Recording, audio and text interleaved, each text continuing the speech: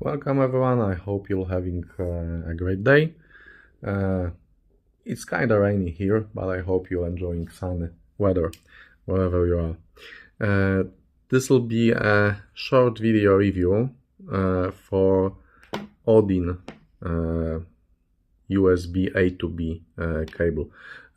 You can buy this at AliExpress, and these are quite cheap. I think this one was about $25 or $30, so it's quite cheap. It's 1 meter long. It has USB-B connector, USB-A connector, both of them are gold plated, and it has this wooden block with serial number and Nordost logo and Odin name. This is obviously fake. As far as I know, Nordost doesn't produce any kind of USB cables, and this cable is based on the cable that is used as interconnect for XLR and RCA interconnect cables. But you can use it as well for USB cable, because you'll be just using single wires here. So it's not shielded. As I said earlier, the connectors are gold plated. They are manually soldered on the cable, and there's a heat shrink with Odin name and Nordost logo. Yep, same here. It's obviously not made in USA. It's rather made in China. Yeah, the thickness of the cable. The cable is pretty elastic. It's not very stiff, and it's 8.4 millimeters thick, so it's quite thick for USB cable. If you take a look inside, yeah, you'll see a set of solid core conductors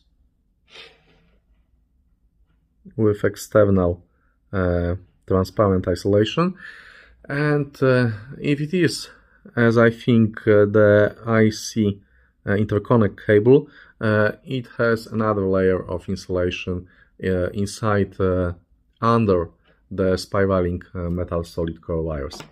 It's supposed to be PCOCC, meaning copper, oxygen-free copper, and silver-plated metal. And as long as I can believe, it's silver-plated, because silver plating is not expensive. This probably is not oxygen-free copper, but I may be wrong about that. So, how does it sound, and does it change anything? Well, basically for USB cables, the only difference I can hear is in only one of my systems. It's in highly resolving and highly transparent, my Stax electrostatic headphone system that I have downstairs. And in that system, I am able to spot differences between different USB cables. Yes, you'll tell me that these are ones and zeros. Yes, I know that. I'm actually working in IT. I'm an electronic engineer. The thing is that you know, everyone knows these running jokes about with audiophile USB cable, my printer started to print better printouts, and my files are more audiophile like that when I copied them over this cable. Well, it's not exactly like that.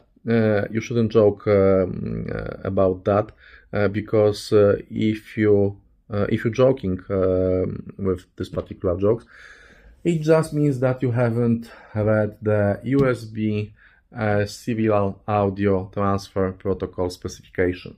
Because the thing is that if you're using cable like that for your printer, or if you're using a cable like that to transfer files or do anything else that requires transferring some kind of files, usually you'll have CRC correction codes for the data fragments transferred over the cable.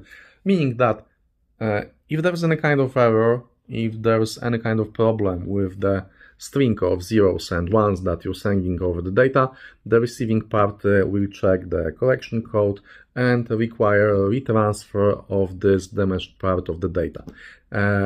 And it doesn't work like that with serial audio transfer protocol, because serial audio is just a stream of the data without any kind of correction codes and without any kind of retransmission. So if there was an error, if there was a mistake in interpreting one of the electric signal states as 0 or 1, it will be like that. Nothing, and no one will correct that. So yes, there are some changes coming from random errors, creating random noise in the background of your music, and that's one thing. The other thing is, if these are actual things that you can hear with your hearing. As I said, I'm able to spot the differences with only one of my systems, and only when I'm highly focused, and only between some of the cables, meaning that cheap printer cables, the transparent blue ones, the ones that you usually get with your audio equipment or with your computer hardware, yes, they do sound bad. Any kind of proper designed cable will be better, especially the cables that have proper shielding. Because these will protect your data from random noise created by electromagnetic interference. But it's harder to hear the changes, at least for me, between properly made cables. Meaning that, for example, this one will sound to my ears exactly the same way as fake FuruTech USB cable, and fake FuruTech USB cable is properly shielded. Which means that this is actually a good cable, which is surprising because it doesn't have any kind of shielding. And I would expect, because of the lack of the shielding, to be it on the same level as cheap printer cables. But it's not, it's better.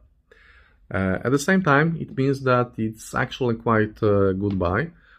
Because at least to my ears, this cable is very close to short USB, original short USB cable that I have in my possession, in my collection.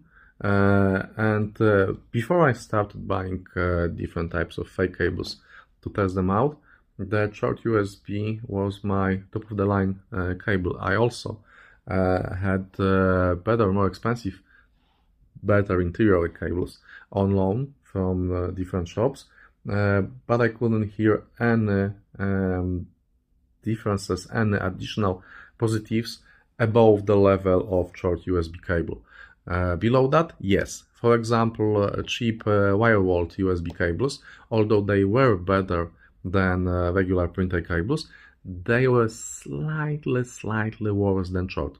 So for many years, short USB was my reference cable that I was using in this electrostatic Stax headphone setup. So, the summary. It's cheap. It's way better than the regular printer cables. It actually works. It looks nice if you care about that kind of things. It has this wooden block here, if you care about having wooden blocks on your cables. So I think all in all, I can recommend this one.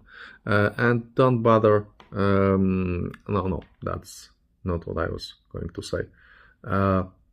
Your conscience should be clear, because this is not exactly a fake. Nordost, as far as I know, is not producing any kind of USB cable that would be built upon Odin interconnect cable. So it's not a fake, it's, I don't know, some kind of mutant with interconnect cable, USB connectors, and Nordost logo on wooden block. But it's good. It's cheap and it's good. So I hope you enjoyed this little fun review of not exactly fake.